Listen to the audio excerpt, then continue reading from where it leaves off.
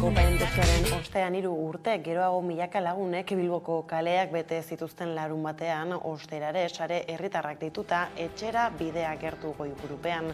Euskal presoen urruntzea amaitzear dagoela manifestariek eskatu zuten presoei ezartzen zaien salbuespen politika bertan bera uzteko eta horiek etxeratzeko bidean jartzen ari diren oztopoak kentzeko. Horrela Euskal preso iheslari eta deportatuen kontrako salbuespenezko politika osatzen duten horma guztiak eraistea izan zuen muga mobilizazioak. Horma bat botata sakabanaketarena hurrengoei aurre egiteko bezainbesteko herri gogoa dagoela erakutsi zen Bilbon eta beraz urte hasierarekin abiatu da azken fasea izan daitekeena. Indarkerien biktimei justizia, erreparazioa eta aitortza bermatzarekin batera, preso iheslari eta deportatu guztien eskubide guztiak aitortu arte iraungo duen ziklo itxaropentsua. Arratsaldeon guztioi, 67.000 lagun batu ziren aipatu aldarriaren baitan Bilbon, naizen zenbaketaren arabera, gaur gurean ordea ekimenaren balorazioa egin eta Euskal presoen egungo egoera sakonagoa aztertzeko Inazio Oiarzabal sareko bozeramaila izan dugu. Gonbidatu nagusi gisa azaldu duenez Bilboko kaleak jendez bete ziren herenegun eta beraz balorazio positiboa egiten dute. Dena dela azpimarratu du urruntze politikaren afera ez dela amaitu eta orain bigarren fasaren oinarriak sendotzen hasteko garaia dela. Elkarrizketa osoa 11.eus atarian duzu ikusgai. Egia esan oso pozik bertan emandako irudiarekin, Bilboko kaleak jendez beteta ikustearekin, eta batez ere, bai goizean ere bai Euskaldunan egindako ekitaldia eta baita arratsaldean ere emandako irudi horrekin oso pozik, ikusi zen azkenean jendartearen zati bat orain kalean egoteko gogoekin bazegoela, han zegoen giro positibo eta ilusio puntu hori ere garrantzitsua zen, esaten genuen berezia zela urtengo deialdia pandemiarengatik eta baita azkenean urruntze politikaren amaieraren atarian gaudelako eta horrek ere azken urteetan egindako lan handi bati esker ere momentu honetan gaudela balioan jartzeko unea zela eta baita ere ikusteko datorren denboretan bide luze bat elkarrekin daukagula egiteko eta indarrak hartzeko ere balio izan zigula. Bestelako gai batzuei erreparatuta berriz, Eusko Jaurlaritzak datorren udarako onartu nahi du energia berriztagarrien lurralde plan sektoriala, baina prozesu administratibo luzea gainditzeko mugarri desente ditu aurretik, erakundeak zuzenketak egiten ari zaizkio planaren aurrerapen txostenari. Plangintza beraz aldatzen ari da eta aldatuko da oraindik azkenik onartu arte. Oraingoz ekonomiaren garapen, jasangarritasun eta ingurumen sailak online datuen dokumentuan 13 eremu zabal proposatzen dira zentral eolikoak egiteko. Planoetako kokaleku gehienak mendiguneak dira eta horien artean ez daude dagoeneko eraikita dauden edo tramitatzen ari diren proiektu eolikoak. Jaurlaritzaren helburua da 2030erako potentzia eolikoa 5 bider handitzea. Zehazki egun da 53 megawatt daude instalatuta eta 783 megawatt edukitzea da asmoa. 2030ean bukaerako energiaren kontsumaren 21% iturri berriztagarrietatik heltzea nahi du Jaurlaritzak eta 2050erako 140%. Estalki guztiak eta paperak bereizten dira leloarekin, mezu argia zabaldu du hondakinen bilketen eskumena duen Biltagarbi erakundeak. Sinpleagoa izango da birziklatzea, ez baita jakin beharko zein plastiko edo paper bota daitezkeen edukiontzi horira, dena hartuko baita bertan metalarekin batera. Hondakinen arteko sailkapena sustatzeko asmo berean, kaleetan eta lorategietan hondakin birziklagarriak botatzeko zakarrontzi horiak ezarriko dituzte eta hiri erdigunetan kalean uzten ziren plastiko poltsak ordezkatzeko etxeko zaramalur azpiko edukiontzietan bota ahal izango da. Maia Etxebarria Biltagarbi sindikatuko bereizketa aholkularia. Bai, aldaketa nagusi badua da, beraz estalki gehiago ezartzen alko ditugu. Nahi du etxeko estalki guziak, plastikozkoak, metalezkoak eta kartoinezkoak ezartzen alko dira. Nahi du konkretuki zure jaurta potea ere zikinuntzi hori hortan sartzen alko duzula. Eta Ipar Euskal Herritik mugitu gabe, COVID-arekin kulturan pausa bat ezarri eta maskararen egutegia atzeratu ondotik, bueltan da maskarada sasoia urtarriaren 15ean izango da lehena, Maule Lextarreko plazan ikusi.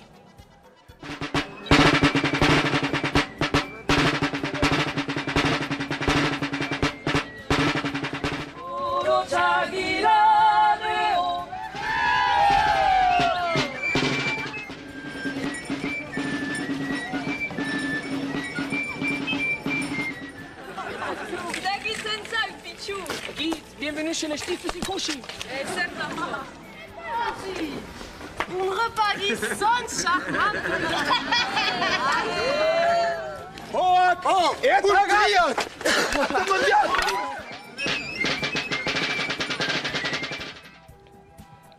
Aldiz, kulturarloko berriekin jarraiki ertzainak taldeak agur esan die betiko agertokiei pasaden ostiral gauean Gasteizen.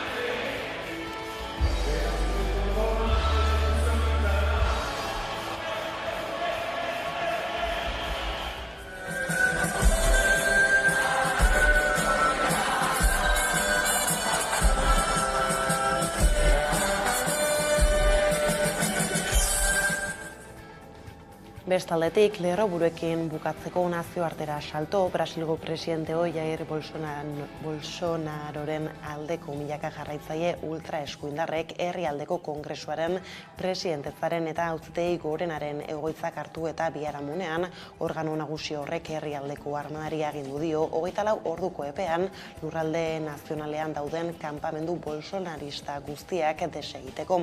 Alexandre Moraes magistratuak nabarmendu duenez, garrantzitsua da, kanpamendu horiek erabat deusestatzea poliziak oraindik kaleak hartuta dituzten manifestari guztiak atxilotzen dituen bitartean. Hain zuzen, agenteen arabera gutxienez 300 pertsona atxiki dituzten, 4 eta 12 urte arteko espetxaldiak aurre ikusten dira. Brasilgo presidentaren arabera, haren aurkako manifestazioak kongresura heltzea bultzatu du Bolsonarok, ordea presidente ohiak bere aldetik uko egin die akusazioei. 2021ko urtarriaren 6an, Ameriketako Estatu Batuetan izan zen eta 2023ko urtarriaren 8an Brasilen Jair Bolsonaro Brasilgo presidente ohiaren ehunka jarraitzaileek Brasilgo kongresua hartu dute Brasilian. Luis Ignacio da Silva Lula presidentaren aurka egiten ari ziren manifestazio bat kongresura iritsi zen atzon, han poliziaren esia gainditu eta eraikinera sartu ziren, han zeuden hainbat gauza suntsitu dituzte besteak beste. Presidentaren egoitzako hirugarren pisuraino ere igo dira gainera. Manifestariek ez dute Lularen garaipena onartzen eta haren aurkako esku hartze militar bat eskatzen dute. Zurine Rodriguez Sudergentza kooperatibako kideak egin du gatazkaren analisia gurean. Ikusten ari gara, ultraeskuinarrak faskismoak erabiltzen ari dela teknika oso zehatz bat, eta hori da estatu kolpeen teknika, ez? Alegia, hartzen du instituzionaliaren kontrako jarrera bat, ez? Instituzioak nik ez baditut neure ganatzen, orduan instituzioak ez dituzte zilegitasuna, orduan nik instituzioen kontra egin dezaket eta instituzio eta potere demokratikoaren kontra egin dezaket. Beraz, bai, tendentzia global bat dela. Lerroburuak alda heldu diezaiogun asteburutik datorkigun argazkiari, pandemiak ezarritako parentesiaren ostean 3 urte geroago milaka lagunek Bilboko kaleak bete zituzten larunbatean osteraren, sare herritarrak dituta etxera bidea gertu goiburupean, adi iragan ekimenaren balorazioari. Erantzunezak bide noiz helduko aiz libre, etxera libre.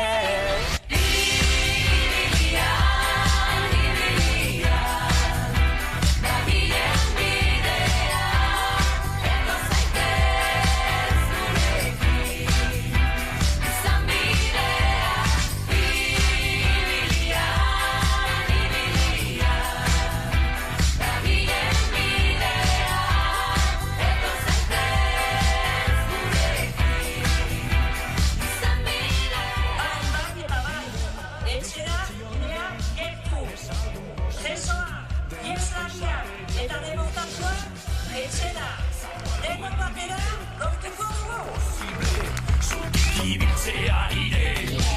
Entzun ezan bide, ez zuten posible. Urtero legez bertan izan zen Hamaika Telebista ere saio berezia osatzeko, beraz berreskura dezagun jarraian zati txiki bat laburpena hamaika.satarian duzue ikusgai. Eta kita ber zein izango da emaitza. Bai lehen konponketak lortu eta ez dakit jai ezberdin bat egitea, bai. Bai, ja bultzakada, azken bultzakada eta libre, bai. Gaur lehen baino gezo, porque leheno danak garbi izan, da gaur zikinen jokatzen dauta. Ez eskualdu bai, eskualdu nahi, eskualdu erjamaitza detena eta defenditu mierdetena. Bai. Saiatzen gara urtero etortzen, bai. Bai, kaleko indarra zateako ditulako soilik. Orain arte ongea fase batean non presok ekartzeko Euskal Herriko kartzelatara eta ja urrungo pausua izan behar dutenak etxea ekartzea.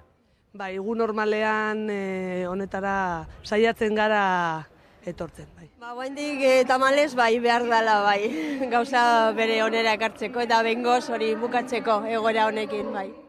Preso asko Euskal Herria etorri egin diela, guztiak ez, baino asko da, eta hori ere ospatu egin behar da. Oso polita da, beti borrokan gaudela, baino gauza polita baita ospatu behar da daude.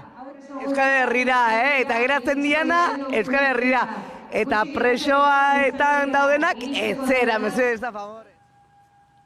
Gainera gogora ekarri behar dugu ere aro baten amaiera irudikatu dutela sare herritarrak eta etxerat elkarteak azken astean ikur aldaketarekin elkarri zuzendutako bi gezi eta etxera leloa izango dira aurreantzean euskal presoen eskubideen aldeko mobilizazioetako ikur nagusiak urruntze politikaren amaieran gertuela irudikatu dute aldaketarekin euskal preso eta ieslariak euskal herrira leloa eta euskal herriko mapa dituen ikurra atzean utzita.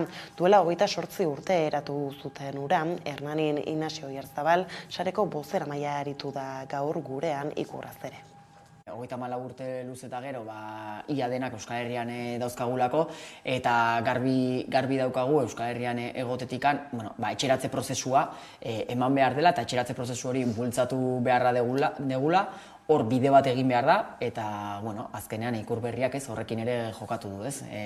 Geziek erakusten duten bidearekin, eta azkenean ikur berri horrek esan nahi duna da, etxeratze prozesu hori bururaino bete behar dela, denon artean bultzatu behar degula eta eraman behar dela, eta azkenean Euskal Herrian egon baino salbuespen neurri batzuen baitan daudela Euskal Herrian, ez? Eta gai zaldatuta, aipatu dugu lerroburuetan ere energia berriztagarriei heldu zentral eolikoak egiteko 33 gune proposatu dituzte Araban, Bizkaian eta Gipuzkoan. Eremu gehienak mendian dauden, baina natur babesuneak salbuetsi dituzte instalazio berriztagarriak egitetik. Dena den proposatutako kokaleku asko babesunetatik eta Natura 2000 sareko eremuetatik gertu daude. Udane Arbeok azalduko digu. 2023 hasi berritan, energia eolikoek aurten zeresan handia izango dutela aurreikus daiteke. Arabaren, Bizkaiaren eta Gipuzkoaren kasuan 33 eremu zabal proposatzen dira zentral eolikoak egiteko Eusko Jaurlaritzak duen dokumentuan. Eremu gehienak mendian daude eta horien artean ez daude jada erekita dauden edo tramitatzen ari diren proiektu eolikoak.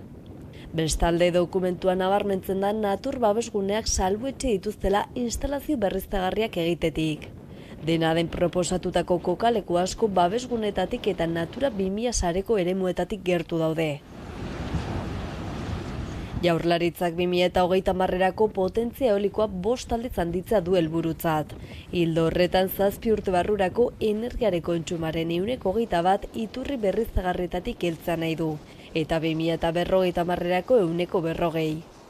Arabari dagokionez 3 parke eoliko daude gaur egun, eta lurralde plangintzak beste 13 kokaleku aurreikusten ditu. Arabako Errioxa nagusitzen da hor, 2210 hektarea instalazio eolikoak ezartzeko egokitze jo baitituzte plan berrian. Gogoratu behar da horrez gain, Labrazan eta Azazetan 2 parke eoliko egiteko ingurumen baimena eman duela Arabako diputazioak. Gipuzkoari dagokionez herrialde osoan daude banatuta eoliko jartzeko kokalekuak, asko mendizalek maiten dituzten txokoetan. Bizkaian berriz nabarmena da zenbat egitasmo dauden enkarterri alderako. Herrialde horretako itsasartzeko hainbat mendigune ere hobetxe dituzte zentral eolikoak egiteko. Azken berrien arabera 2 parke eoliko berriren proiektuak ari dira tramitatzen. Azazetako proiektutik oso gertu, Aixindarrek beste parke eoliko bat eraiki nahi du Araban, 8 sorgailukoa. Arraia Maeztuko, Iruraiz Gaunako eta Domeniliagako lurrak ukituko lituzke. Bestalde Euskal Haizi enpresa jakinarazi du Bizkaiko Gordexola eta Zaia inguruan parke eoliko bat jarri nahi duela, 6 zutabekoa. Bestalde hondakinen arira, birziklapenaren garapena albidetzen duten aldaketak izan dira Ipar Euskal Herrian igaro den urtarriaren lehenean. Bereziki plastikoari dagokio edapena, zagarrontzitik birziklapenaren edukiontzira doazenen kopurua handitzen baita.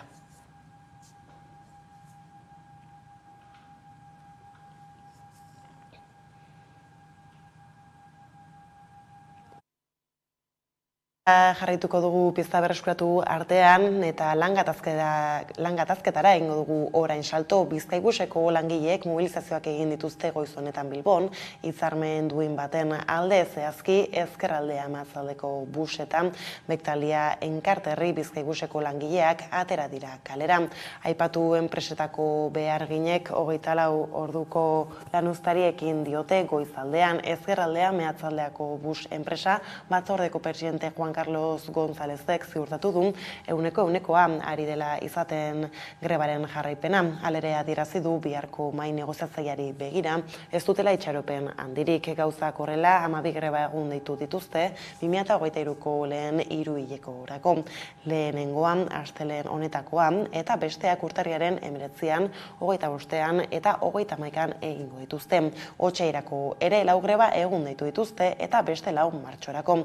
Bektalia Enkarterriko langileak ere 24 orduko lanuzteak egitera daude deitutan egun horietan, urtarriaren 19an salbu UGTko iturriek jakinarazi dutenez.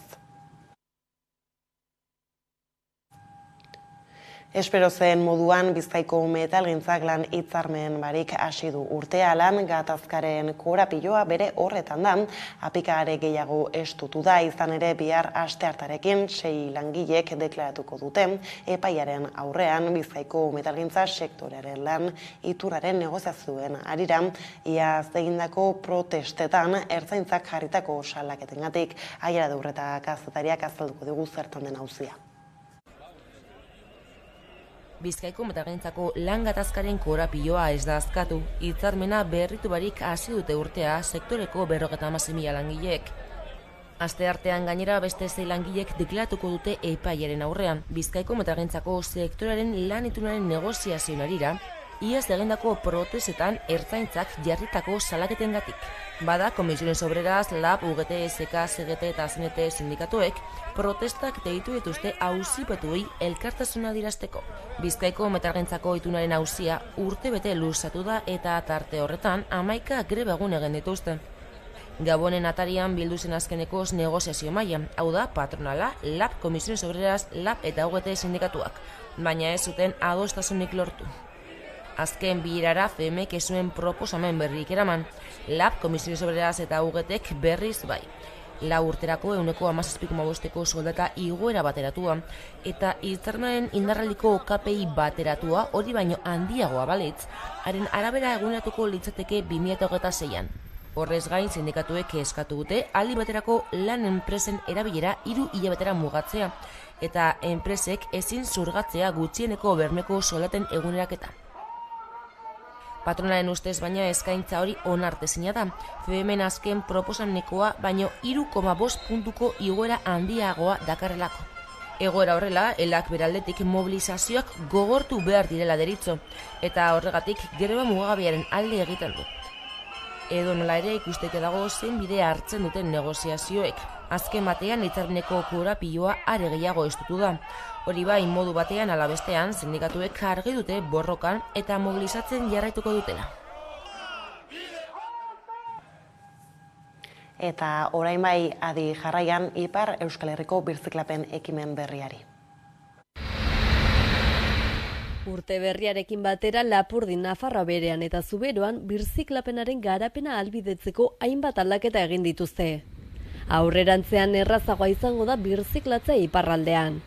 Agindu berriarekin plastikozko, metalezko edo kartoizko estalkiak eta paper guztiak ontzi horian utzi beharko dira. Jan nahi du etxeko estalki guziak, plastikozkoak, metalezkoak eta kartoinezkoak ezartzalko dira. Jan nahi du konkretuki zure jaurta potea ere zikinuntzi hori hortan sartzalko duzula. Kaleetan eta lorategietan hondakin birziklagarriak botatzeko zakarrontzi horiak ezarri dituzte. Eta hiri erdiguneetan kaleetan uzten ziren plastiko poltsak ordezkatzeko etxeko zaborra lurrazpiko edukiontzietan bota ahal izango da. Izan ere birziklagarriak sartzeko banakako edukiontzi berriak banatu dituzte, horrela ez dira poltsen barruan sartu beharko edukiontzira botatzeko. Poltsa transparenterik ez da gehiago izanen. Biltagarbik eta horren partaide diren Euskal Elkargoa eta Biarnoko Latxetako Herri Elkargoak trantsizio ekologikoaren alde urrats berri bat egin dute hondakin tratamendurako eraberritze honekin, eta horretarako 30 milioi euroko inbertsioa egin dute. Birziklagarrien kopurua handitza da helburua. Joanen urteko datua da 93 kilo biztanleka birziklatzen zirela. Pertsonako urteko 93 kilogramotik 100 kilogramora pasatu nahi dute 2024ko. Birziklatzera bota zitezkeen plastikozko ontzien kopura murriztua zen orain arte. Baina orain lehen ez bezala jogur poteak, patata frejitu motako poltsak edo beirazko poteen tapak bota daitezke besteak beste. Urrats berri honekin hondakinen kopurua txikitzarekin batera botatzen denaren parte handiago bat balioztatzea edo berrerabiltza da xedea. Abenduaren 28an Donostia ospitaleko 3 medikuk hitza hartu zuten agerraldi batean azaltzeko zertan den hilaren hasieran Donostialdeko OESI erakunde sanitario integratuan osakidetzarekin dituzten desadostasunak tarteko sortu zen krisia. 5 eskari dituztela jakinarazi zuten eta aurrez urratua zuten protesta bideari atxikita astelenero elkarretaratzeak egingo dituztela Donostia ospitaleko atarian horiek aldarrikatzeko. Gaur goizan ere berritu dute irudia. Goizteko 8 eta 4 aldera, dozenaka profesional batu dira erietxeko atean eta minutu batzuen buruan txaloza parrada batekin amaitu dute protesta. Ez dute adierazpenik egin nahi izan kontzentrazioaren ostean aldarriek lehengoan dirautela esan dute eta horietan aurrera bideak izatea espero dutela. Gaur ez dute batzarrik egingo langileak osakidetzako buruekin berriz, hilaren 18an dute hurrengo bilera. Batzar batean elkartuta ari dira esiko langile kritikoak beren aldarriak bideratzen, batzarraren gehienak medikuak diren arren, beste langile taldeetako ordezkariak ere badirela esan dute. Onartu dute aparteko oihartzuna hartu dutela Donostia ospitaleko zerbitzu buruek osakietzari egindako hainbat kritikak, baina batzarra zabalagoa dela esan dute eta irekia. Hilabete baino gehiago da krisia piztu zela abenduaren 2an osakietzak kargutik kendu zituen Donostialdeko OESI erakunde sanitario integratuko zuzendari kudeatzaile Itziar Perez eta Donostia ospitaleko zuzendari mediku Idoia Gurutxaga eta egun hartan bertan egin zuten esiko hainbat langilek lehenengo elkarretaratzea erietxeko atarian haiei babesa erakusteko.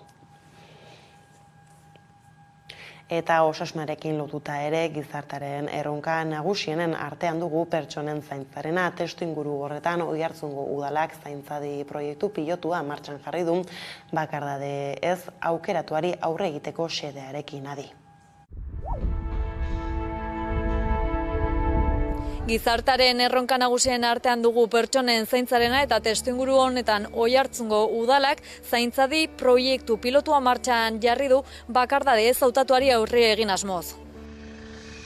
Legislatura hontako proiektu garrantzitsuetako bat bai zen zaintzari buelta bat ematia, bai. Hasi ginen zaintzan inguruan hausnartzen, eredu berriak bilatzen, herrian aldetik bazeon kezka bat, udalan aldetik bai, eta ordun bilaka hasi ginen zer nahi genuen, ez? Nola sortu genezaken herria ondo zaindua eoteko sisteman bat, bai.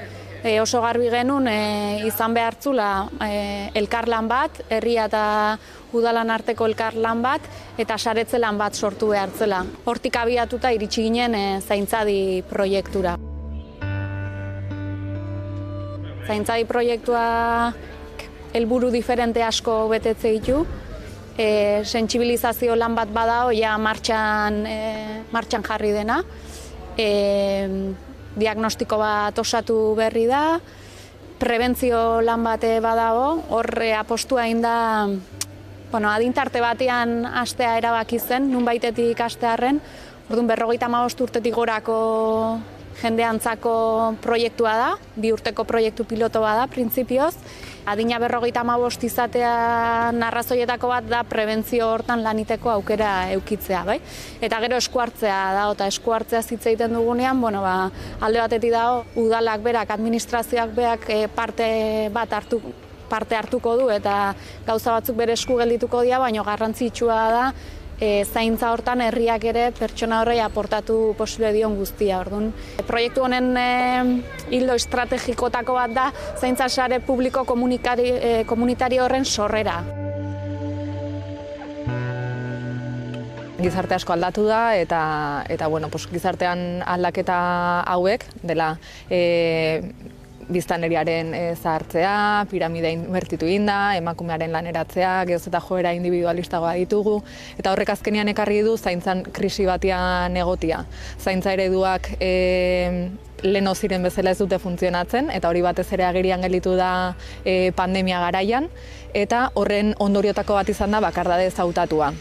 Bakardade ezautatua bizitza osoan zehar eta edozein altzaigu tokatu edo aldugu bizi, eta egia da norbeak barrura biratzen baldin badugu seguraski identifikatuko dugula bakardade ezautatua bizi dugun momenturen bat, baina naiz eta adin tarte guztietan ematen den zerbait den, batez ere adineko pertsonei eragiten die zaintzan krisi honen ondorio dela eta. Orduan, bakardade ezautatua bizitzeak ez du esan nahi mendian isolatuta dago norbaitek bizi behar dudunik ez, egon gaitezke jende zinguratuta eta bakardade ezautatu bat bizi. Ez momentu batian, zerbaitek ezkatzen bagaitu sarerik ez eukitzea konpartitzeko, edo sarerik baldin badugu ere, igual ez hainbesteko konfiantzaeki norekin elkar banatu, eta horrek azkenean ondorioak ekartzen ditu ez, norberan osasunian, ongizatian definitiboki.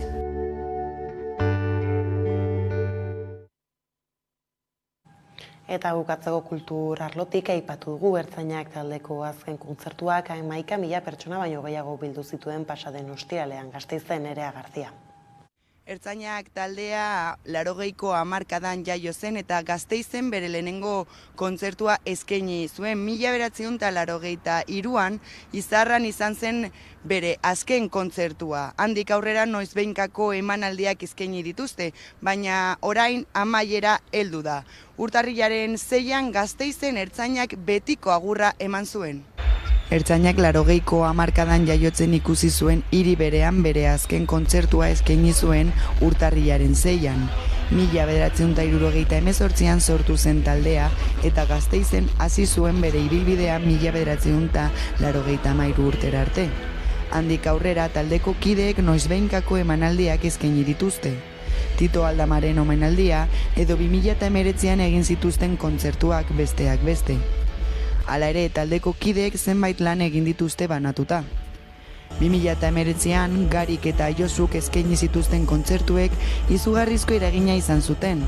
Ertzainak taldearen jarraitzaile asko hainbeste urteren ondoren berriz Aitor Menaozen abestu zuten.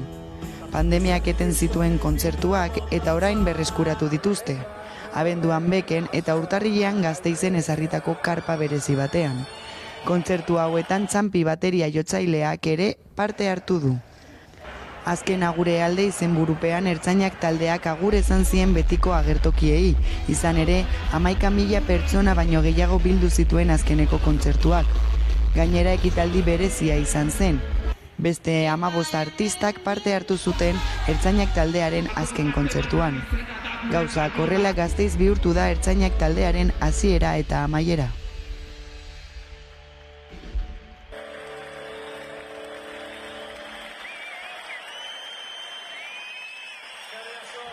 Honekin iritsi gara albistegiaren bukaerara, gaurkoan eguerdiko magazinean Inasio Oiarzabal sareko bozeramaileari eginiko elkarrizketa berreskuratuta agurtuko zaituztegu. Larunbateko mobilizazioa izpideen beraz horrela besterik ez duraldetik hauek izan dira eguerdiak gurean garrutzi dituenak. Guztiak eta gehiago nahi duzuen aldiro 11.eus atarian ondo izan eta bihar arte.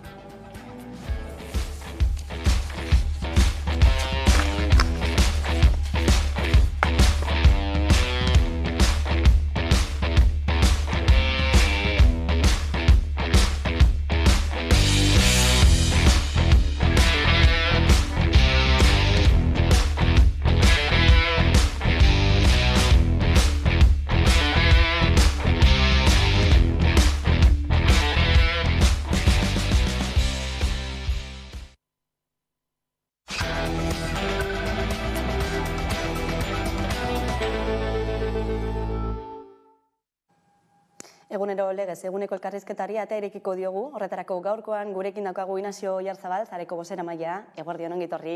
Aixo, egunon. Larun batean eta 3 urteren ostean, pandemia tarteko, berriro ere Bilboko kaleak bete ziren, euskal presoen eskubideen alde, zenolako balantzea egiten duzue?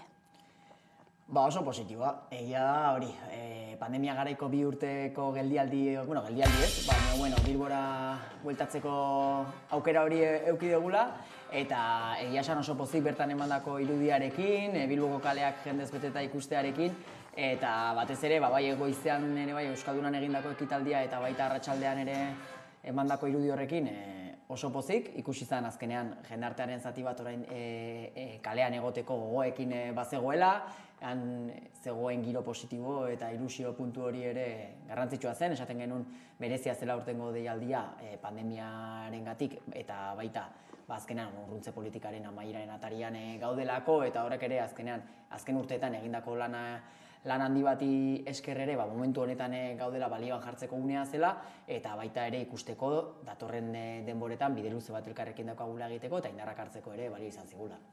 Deialdi pixka bat desberdina izan zen larun batekoa, autonomia kalea betetzeko deia horixe eginda zegoen eta beste urte batez argazki hori lortu eginda ez, dagoeneko hamarkada batez argazki hori lortuta, jendetza bilduta, zeren erakusle da hori?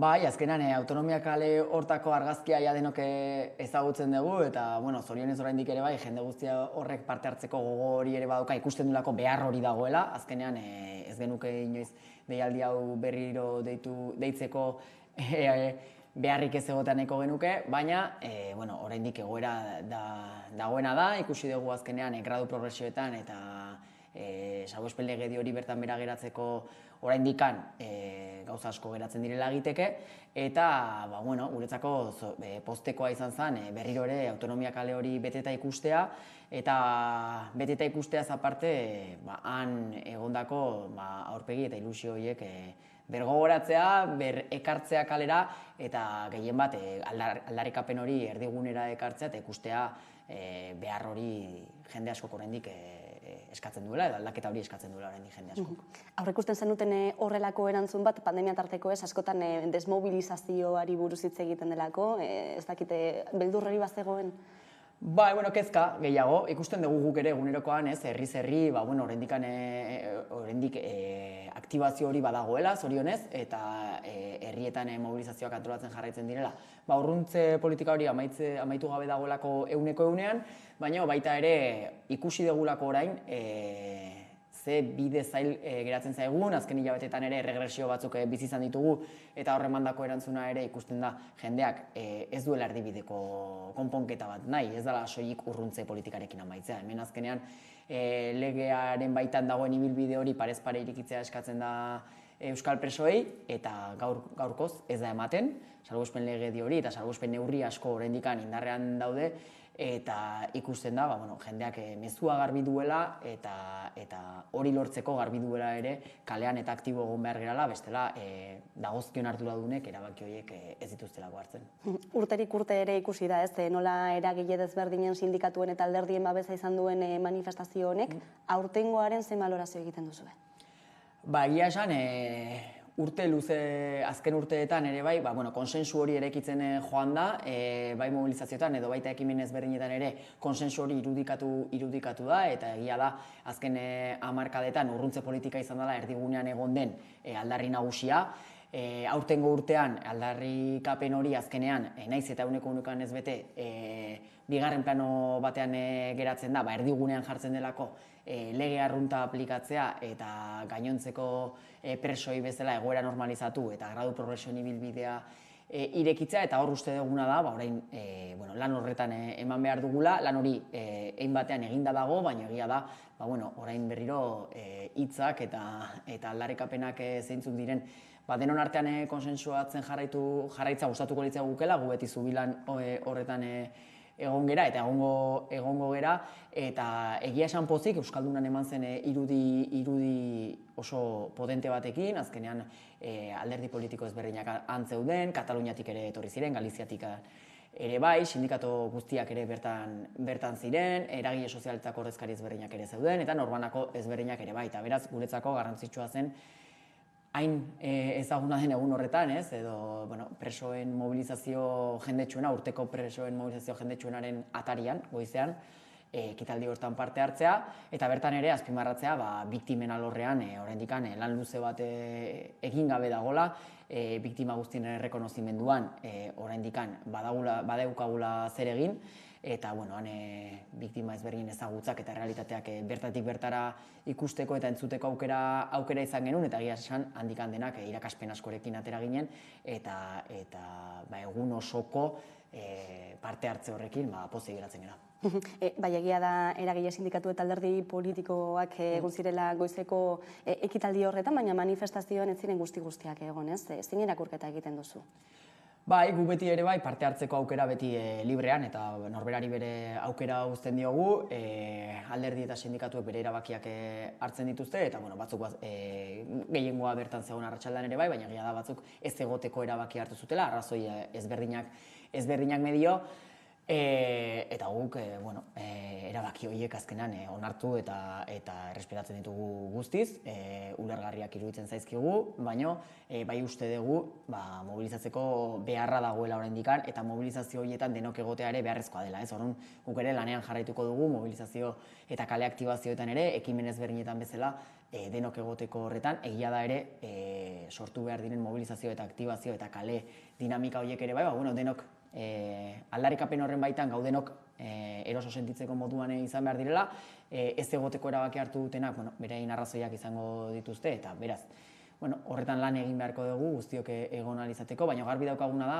guk ematen dugun mezuan eta aldarrikapenean badaudela egia esan kontra egiten dioten ahotsak ez direla behintzat horren beste, ez dugu uste oso urruti daudenik, guk ematen dugun aldarrikapenetan, egia da, igual, nahasmena edo oraindikan ere, egoera berria delako, egon beharko gerala guztiekin eta ondo esplikatu beharko dugula, bigarren fase hau nun kokatzen dugun eta gure irakurketa eta aldarriak nun zentratzen ditugun, baina, pozik gaude finean mandako emaitzarekin eta bertan ikusitakoekin. Fase berri bati buruz hitz egiten duzue, izan ere urte luzetako sakabanaketaren amaierara heltzen ari garela dirudiez, oraindik preso batzuk Euskal Herritik kanpo dauden arren, ez dakit aurreikuspenak egitea egokia den, ez? Zen nolako epeetan mugitzen garen?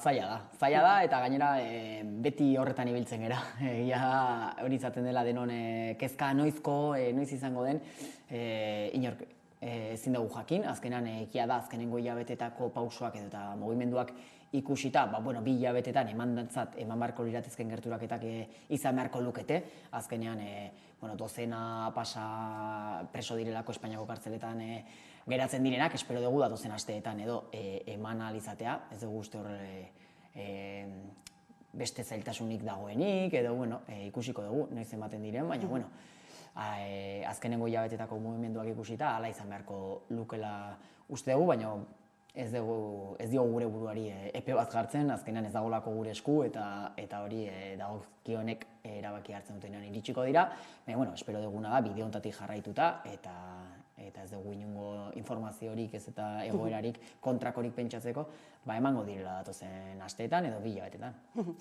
Sakabanaketaren amaiera gertu dela eta ikur berria ere aurkeztu duzu, Euskal Herriko mapa hori kendu eta bi geziz osatutakoa eta mezu argi bat etxera. Zer islatu nahi duzue mezu horrekin? Guk uste dugu egoerak moldaketa bat eskatzen zuela, ez? Hainbeste urtetan erabili den ikur horren moldaketa bat beharrezkoa zela, egoerak eskatzen zuelako, azkenean 34 urte luze eta gero ia denak Euskal Herrian dauzkagulako, eta garbi daukagu Euskal Herrian egotetikan etxeratze prozesua eman behar dela, eta etxeratze prozesu hori bultzatu beharra degula, hor bide bat egin behar da, eta azkenean ikur berriak horrekin ere jokatu du, ez? Geziek erakusten duten bidearekin, eta azkenean ikur berri horrek esan nahi duna da, etxeratze prozesu hori bururaino bete behar dela, denon artean bultzatu behar degula eta eraman behar dela, eta azkenean Euskal Herrian egon baino salbuespen neurri batzuen baitan daudela Euskal Herrian, ez? Eta beraz, salbuespen neurri guzti horiek eta salbuespen legedi hori bertan bera geratu behar dela eta lege arruntaren bitartez, eta gradu progresioen ibilbidearen bitartez, etxerako bide hori normaltasunez eman behar dela. Etxera, ez? Esaldi horren mamia behin eta berriro azaldu duzuen arren, baten batek beste esan nahi bate eman nahi izan dio baita ere, nolabait amnistia askatzen ari zaretelakoan, zer iruditzen zaizue horrelako jarrerak? Bueno, guk garbi daukagu egoera aldatzen den momentutikan, egoera horiek aldatzearen alde ez daudenak, intentzionalitate osoz, momentu honetan nahasmen hori sortzeko asmoa eduki dutela, bide batez edo beste batez, horretan saiatu direla, guk urteak daramatzagu gure aldarrikapenekin da gure mezu garbiarekin, gainera askorekin egondak ere bagaude, eta jakin badakite guk mezua zertan isladatzen dugu, eta gure aldarrikapena zein den, eta ikur berri horrek, etxera horrek zer irudikatzen duen. Lehen aipatu dut, azkenean legeak dioen bidetik, etxeratze prozesu hori ematea, inungo oztoporik gabe, eta salbuespen legedi eta neurri horiek bertan bera geratuta, normaltasunez, gainontzeko presoek bezala. Hor, beraiek nahastu nahi izan dute, amnistia edo impunitatearen kontuarekin, guk garbi daukagu hor, iritzioi daukatenak lehen ere bazeuden, eta orain ere, pauso bat eman dutela, eta hortan, aktibatzeko nahi bat eman dutela, baina guk uste dugu jendartearen gehiengo zabalean garbi geratu dela, eta gure mezua oso garbia izan dela, bai larun batean, Bilbon emandako irudian, baita ere goizean ekitaldean emandako irudian, azkenean biktimaen alorrean garbi daukagulako ere lanean jarraitu behar dela eta sakondu behar dela biktima guztien errekonozimenduan, eta hor presoetan ez bezala pausoak askoz gutxinakago etorri direla azken aldian. Eta baita ere ikur berria aurkeztu genunean Donostian egindako agerraldian irakurketa oso garbi izan zen. Euskeraz Xabier Eguzkitzek egin zuen, da gazteleraz Joldi Beristainek oso garbi izan zuten, guk etxeratze prozesua bultzatzen genula, pausoz pauso etorriko litzatekena, legeak dionaren baitan, eta inungo salbuespenezko neurririk gabe. Beraz, guk garbi esaten dugu, eta nahasmena sortu nahi izan da, baina ez dugu uste haratago dijoanik, eta espero dugu datozen denboretan gure mezua zalantza ditunekin egoteko inongo arazorik ez daukagu eta horretan lanean jarraituko dugula. Hemendik aurrera ere eta aurrera egiteko trabarik gabeko prozesu bat eskatzen duzue. Nondik datoz traba horiek? Bai, hori da. Azkeneko hilabeteetan ikusi dana da, eskumenak Gasteizen egonda eta Eusko Jaurlaritzak izan da, hirugarren gradu horiek ematen dituzten espetxe zuzendaritzek aldekotasun informeak egin dituztela eta baieztatu direla Eusko Jaurlaritzatik, baina gero Entzutegi Nazionalaren Fiskaliak hirugarren gradu horiek ez hasiera, baina bai azkenengo guztietan sistematikoki errekurritzeko joera eduki dula, eta hor garbi daukagu badagoela Madril edo estatutikan badagoela ideologia eta jarrera zehatz batzuk etengabe konponbidearen, elkarbizitzaren eta bakearen norabidean dijoazen pauso guztiak oztopatu eta trabatu nahi dituztenak, eta momentu honetan Entzutegi Nazionaleko Fiskaliaren jarrera hori da, oztopo nagusi bat, eman diraia da, erregresio batzuk, eta ikusi dugu gainera, azken asteetan ere berria agertu zelako,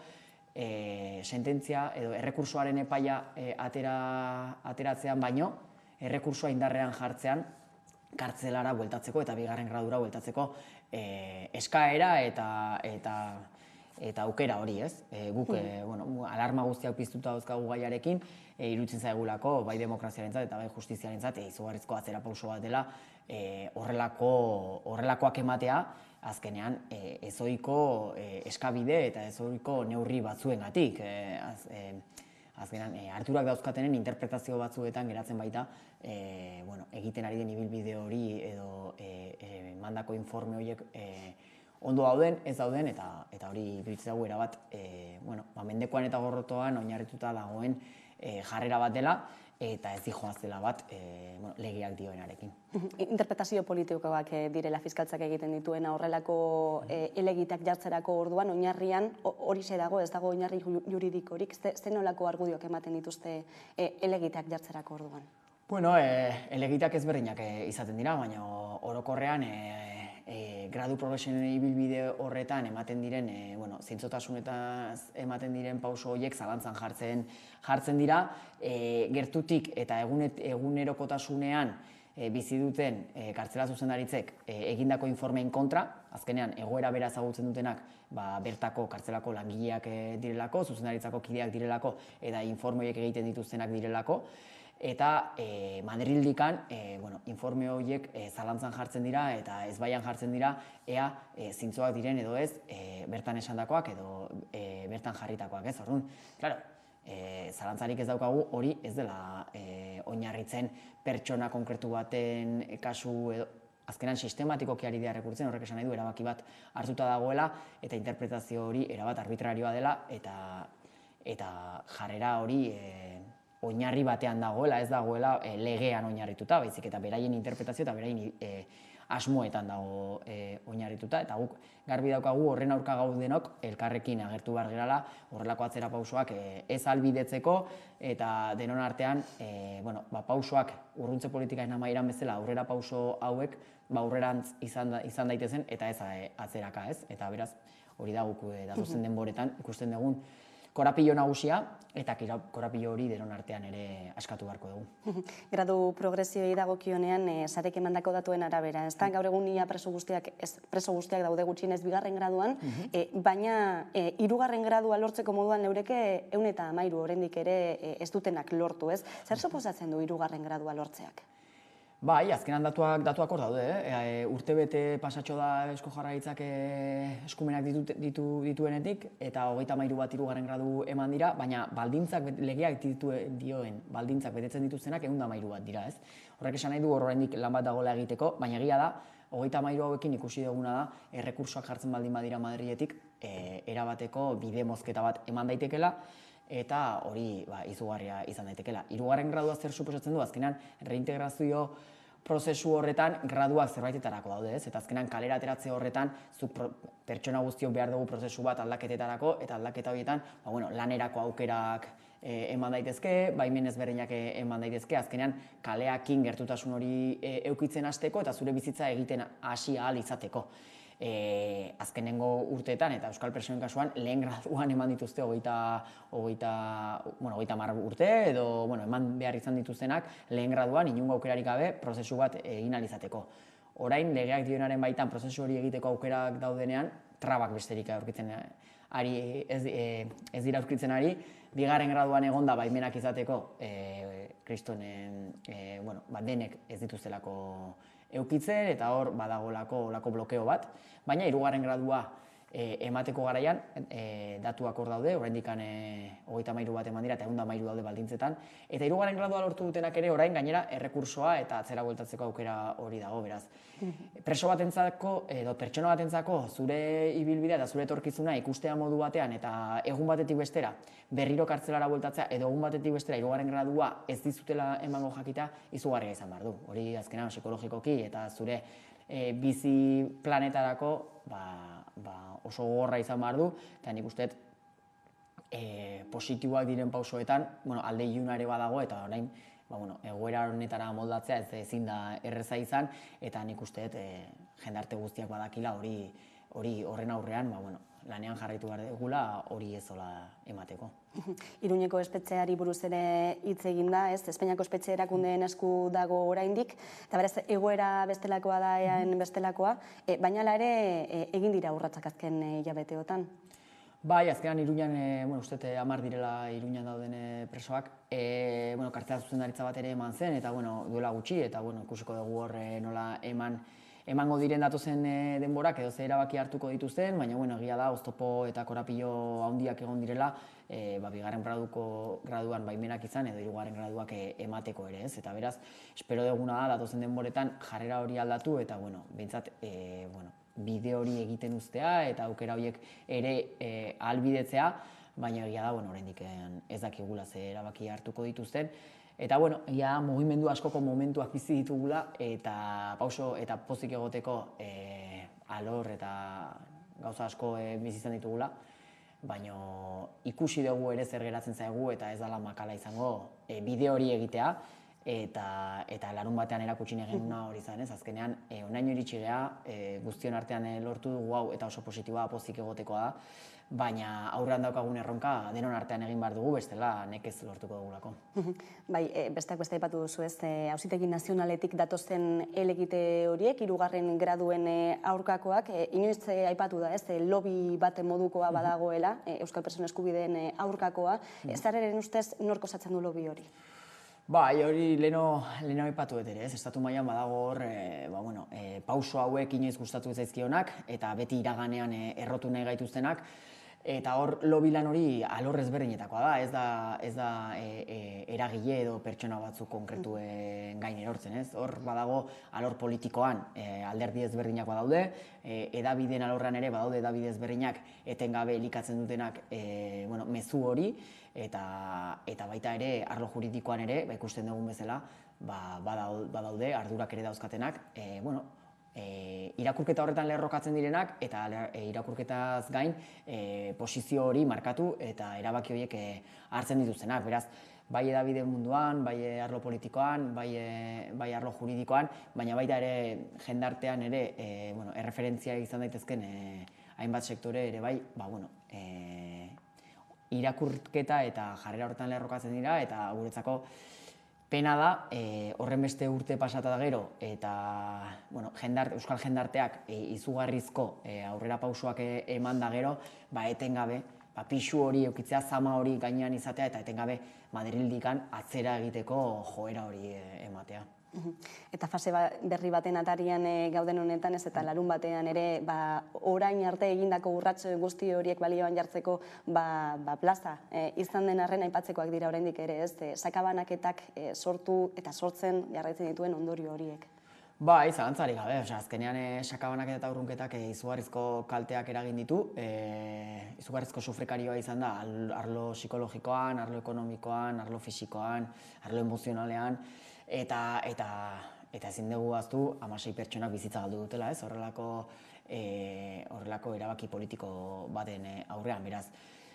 Larun batean hori ere azpimarratu nahi genuen, azkenan 34 urte luze eta gero horren amaieraren atarian gaudelako, baina honek sufrimendu eta biktimak ere utzi ditu, eta beraz ere, kasu honetan, goizean ere egon zen dispertsioak eragindako biktima bat, bertan ere bai bere bizipenak ere entzun ahal izan genituen, eta ikusten duguna da, biktima ezberdinen edo ezberdintasun horretan oreka bat lortu behar dela, denon errekonozimendua lortu behar dela, eta azkenean, espero dugu hainbeste sufrimendu eragin duen politika hori behin betikoz atzean uztea, eta, nik uste denborak erakutsiko digula, ze psikologikoki zer utzi digun, eta nik uste dut sufrimendu handi bat eragin duen egoera bat izan dela, eta lor ezberdinetatik eutsi beharko zaila. Zenbaterainoko garrantzia dute larun bat goizean antolatu zenuten bezalako ekimen edo ekitaldiek, ez? Biktima desberdinek euren artean hitz egiteko aukera ematen duten ekitaldi horiek? Guretzako ikaragarrizkoa zeren irakaspen handi bat da. Azkenan beraiek azalean bizi izan dutenek horrelako mahai inguru batean parte hartzeko ausardiak eta prestutasunak erakusten diguna atzean utzi nahi dutela gorrotoa. Beraiek biktimak dira, zeuden biktimak eremu ezberdinetatik sortutako biktimak ziren, eta horretaz haratago pertsonak direla, empatiarik eta garrantzitsuak dira, duela urtebete ere antzeko mahai-inguru bat egin genuen, eta askok ere kritika egiten ziguten mahai-inguru berdina zela, baina guk behar diren guztietan antolatuko ditugu horrelako mahai-inguruak, beraien ahotatik entzutea bizipenak eta beraien ahotatik entzutea azkenean, elkar bizitzarako beharrezkoa dela, elkar ulertzea, elkar empatiarik eta sortzea, instituzio ezberdinetatik berdin tratatzea guztiak, hori guretzako aurrera egiteko ikaragarria da.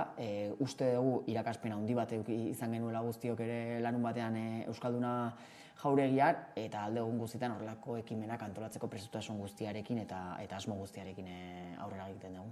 Eta hildo horretatik ez, gatazka baten baitan izandako biktima desberdinen alorrean zenolako erronkak daudela uste duzu hemendik aurrera? Erronka handiak daude gai horretan, ez? Azkenan biktima ezberdinen arteko ezagutza eta errekonozimendu horretan, instituzioak oraindikan gure ustez, lan asko daukate egiteko eta etxeko lan asko utzi dituzte egiteke. Eta hor, aipatu dudan bezala, badaude biktima batzuk ez direla ez da biktimatzat hartzen. Bertan egon ziren, etako bi biktima egon ziren, etako biktimen artean ere ezberdintasuna nabaria da, badaudelako eragile edo elkarte batzuk, biktima batzuen joerak bai onartzen dituztena, baina beste batzuk ez, eta beraz biktima munduan ere bai oso anitza da eta oso zabala da, eta hori ere errespetatu beharra dago guztiei. Badago ere bai galen biktimak, hor ere biktima guzti ditzaila berein errekonozimendua ematen, zer esanik ez,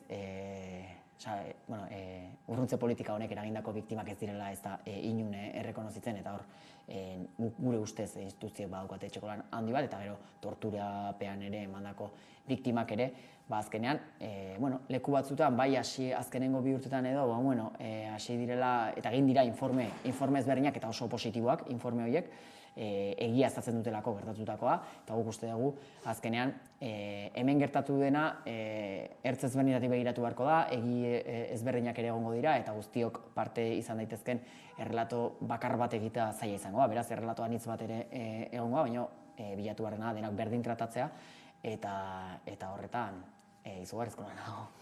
2023 ere bada hauteskunde urtea, nola begiratzen diozue horri? Hauteskunde garaia beti zurrunbilo bat izaten da, eta alde horretatikan erabakiak hartzeko eta pausoak emateko garaian nahiko zaila izaten den garai bat izaten da.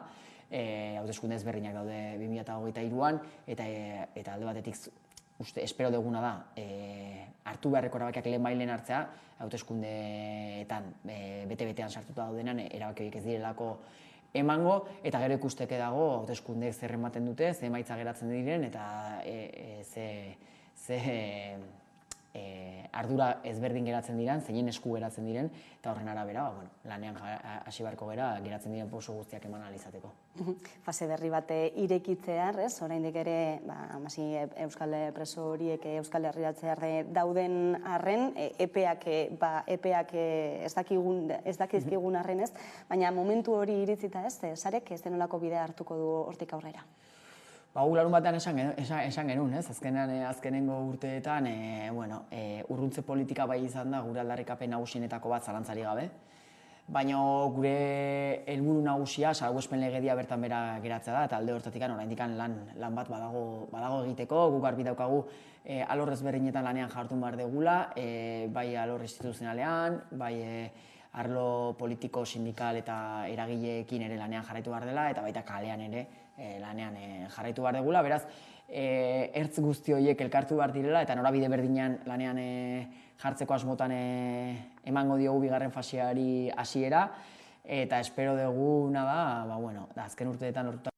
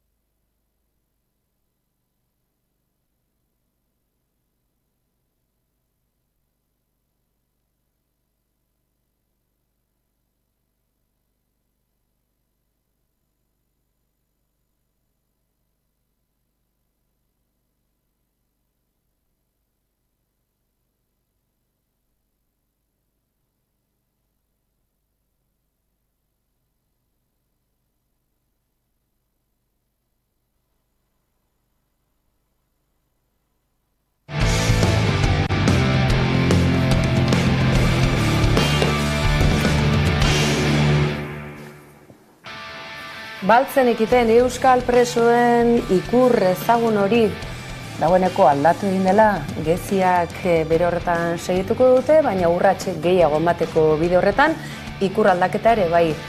Azten olako oroitzapenak haiek.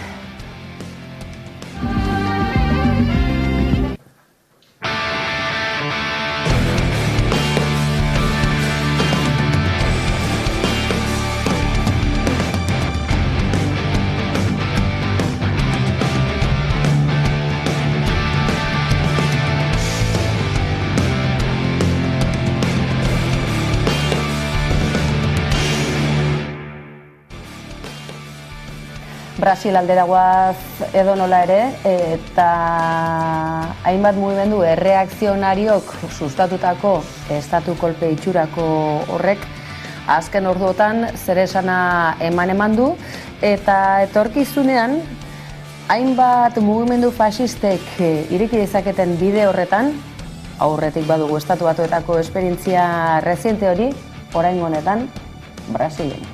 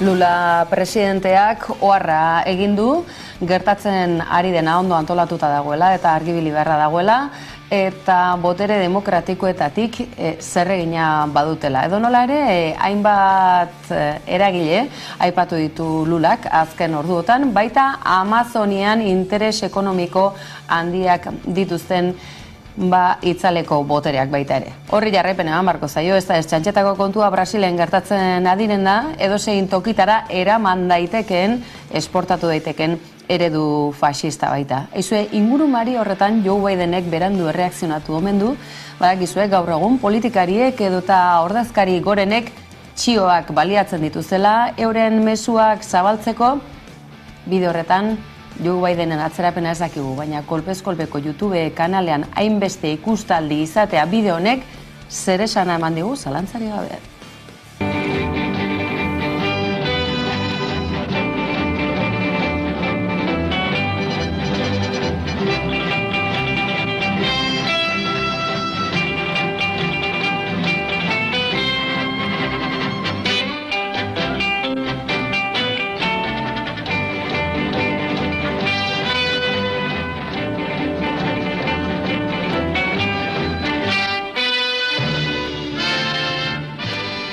$10, $12, $15, oops, stepping on them. It's black, anyway. Zunere hau, ni berri zure txagan, olerkaritza ikasten. Esan dizuegu bai, bideo honetxek izugarrizko ikustaldi mordoa izan duela, zer gertatu ote da Kukus Klana Amaika telebistako kolpez kolpe saioaren zale amorratu bilakatu ote? Tira, sare sozialetan ikerketa lanetan segituko dugu. Bitarte horretan ikerketan aritu detana Jenny López lankide izan da Bilboko kaleetan, izan ere sare herritarrak antolatutako mobilizazio handi horretan euskal soziologiaren lagin interesgarria da atera genezakena, edonolare. Hasteko eta behin, sare herritarraren balorazioa pozik, urratsak emateko garaia da, baina.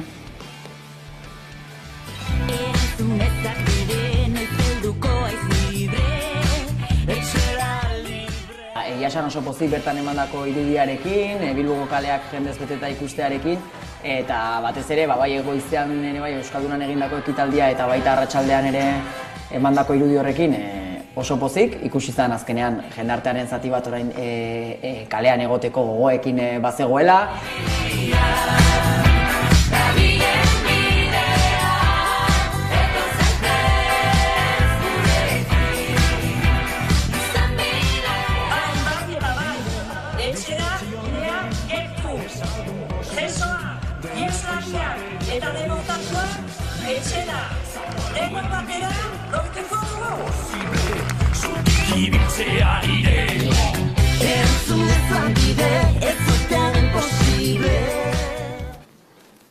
Abesti hau bada nolabait ere pegadizua eta mezua ere alaxe izan da, azteke, larun bat goizean bertan, hainbat izan zirela, indarkeria ezberdinen biktimak izan direnak, emakumeak gainera guztiak balioan jarri zutena, euren samina edota bizi ibilbidea ez baliatzeko, zenbaitzuk justizia esan dezagun mendekuzale bat justifikatzeko. Bide horretan, Euskal Herriko bertsolari nagusiak baita ere, hortxe ikusi genituen, plataforma gainean, bertan izan ziren, Maialen Lujanbio eta Amets Arzalluz.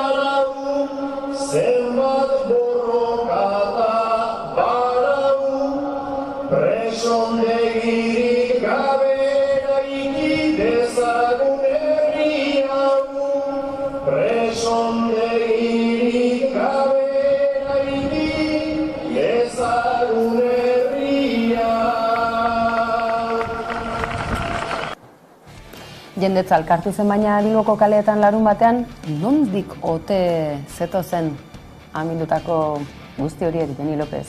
Ese guzu, erantzun nahi ditugu. Aupa, Arratsaldeon, nondik zatoz zeuek?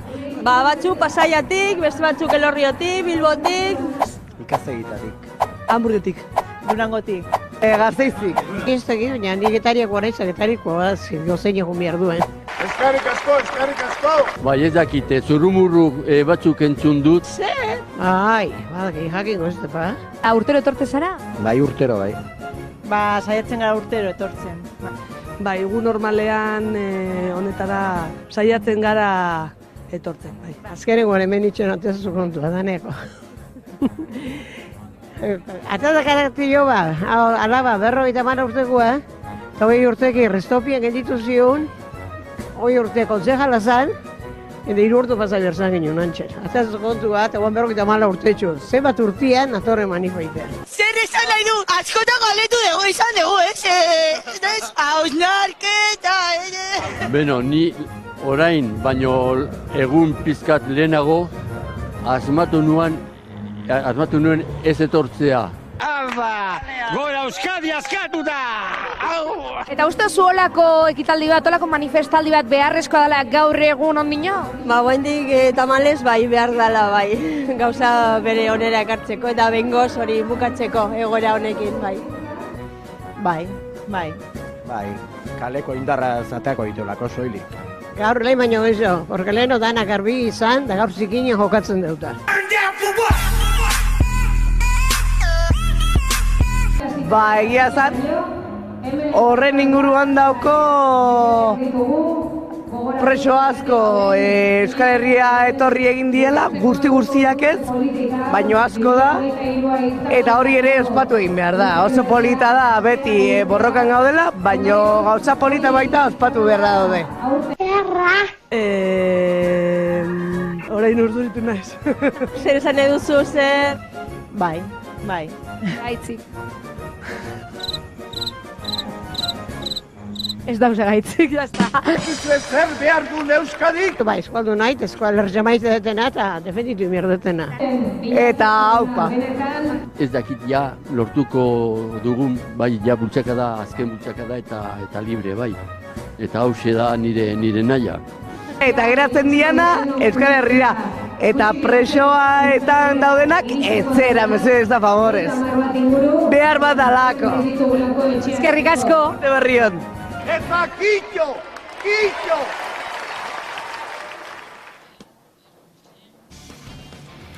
Argi geratu zaizu, ezta?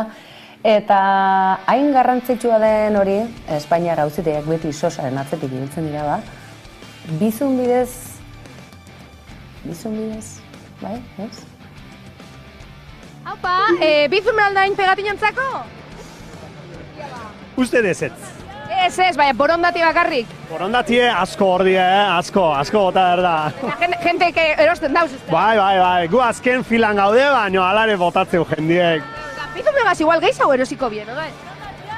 Ondik ez geha, hainbeste modernizau, Ondino ez, bai, bakizue, men azken aldiko tokira etorri eta pegatinak erosi. Hori, bota diru eta hart pegatinia. Eskerrik asko. Bai.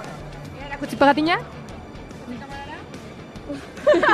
Eta zen bat ordaindu zu pegatina gaitik? Ba, 2 euro ni. Bizum edo eskuz? Eskuz. Bizum izango bazan, igual gehiago erosiko zendu esan. Bai. Ziur aski, Askoz gehiago. Eskatu mesez kamarari bizum. Bizum majarri, mesedez. Eskuz. Bakizu gazteri batzuk bizum eskatu dabe. Bizum meitzeko.